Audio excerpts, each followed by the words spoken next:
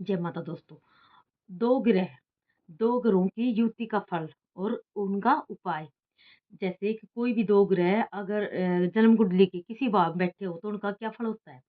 तो जैसे कि अगर जैसे सूर्य और चंद्र ग्रह एक साथ बैठे किसी भाव में जन्म कुंडली के, तो उसका प्रभाव जो रहता है वो 40 वर्ष तक रहता है।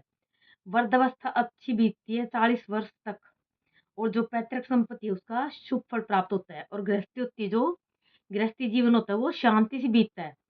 वहीं अगर सूर्य और चंद्र ग्रह सॉरी पहले घर में कुंडली जन्म कुंडली के पहले भाव में अगर बैठी हैं सूर्य और चंद्र ग्रह, तो राजा के समान और दूसरों से कर ले। और अगर सूर्य और चंद्र ग्रह दूसरे भाव में बैठे हैं, जन्म कुंडली के दूसरे भाव में बैठे हैं, तो राज्य पक्ष से लाभ होता है और मान सम्मान तब तक मिले जब तक स्त्रियां प्रतिस्पर्धा में न आए।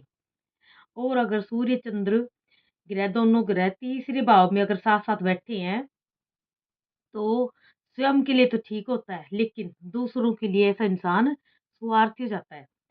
और अगर सूर्य और चंद्र ग्रह चौथे भाव में अगर साथ बैठे हैं, तो ऐसा इंसान उच्चाधिकारी बनता है, मोती दान करने की सामर्थ्य रखता है। और 10वां भाव रिक्त हो तो वाहन और संसारिक सुख पूरा पूरा मिलता है।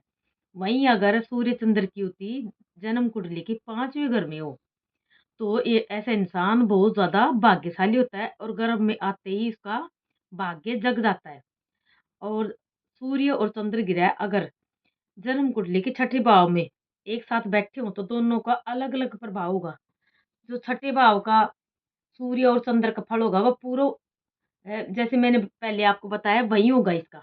छठे भाव का फल जो मैंने आपको पहले बताया 1 से 5 तक वही होगा। और अगर सूर्य और चंद्रमा जन्म कुंडली के 9वें भाव में एक साथ बैठे हैं, तो माता की सेवा समान फल देगा, और 10वें वर्ष तीर्थ यात्रा शुभ फलदायी होगी। और सूर्य और चंद्रमा अगर जन्म कुंडली के 12वें भाव में एक साथ बैठे हैं, तो सूर्य और चंद्र का अलग अलग फल प्राप्त होता है।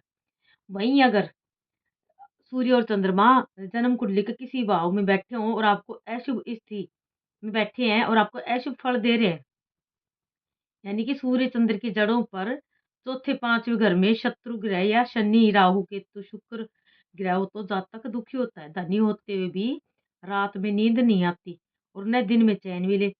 अपव्यय बिना बिना बात का खर्चे और यात्राएं बहुत करे, जो जो यात्राएं जो करे वो भी व्यर्थ में जाए। यानी कि भाव एक में अशुभ स्थिति में बैठे हैं सूर्य और चंद्र, तो मृत्यु अचानक से जाती है। और अगर सूर्य और चंद्र ग्रह दूसरे घर में बैठे हैं और अशुभ स्थिति में बैठे हैं, तो स्त्रियों से झगड़ा और हानि का भय रहता है हमेशा। और यही सूर्य चंद्रमा अगर चौथे और 10वें भाव में बैठे हैं और अशुभ फल दे रहे हैं, तो जल में डूबकर अचानक मृत्यु का योग बनता है। और यही सूर्य चंद्रमा अगर जन्म कुंडली के छठे भाव में बैठे हो और अशुभ हो रहे हो, तो दूसरे का राहु या केतु हो, तो दूसरे भाव में राहु या केतु हो, तो दीर्घायु दीर्घायु इंसान इंसान दीर्घायु नहीं होगा, अल्पायु भी नहीं होगा। और यही सूर्य चंद्रमा अगर 11वें भाव में बैठे हैं जन्म कुंडली के और अशुभ स्थिति में बैठे हैं, तो शराब और मांस से दूर रहें, तो आप दीर्घायु हो सकते हैं। जय माता दी।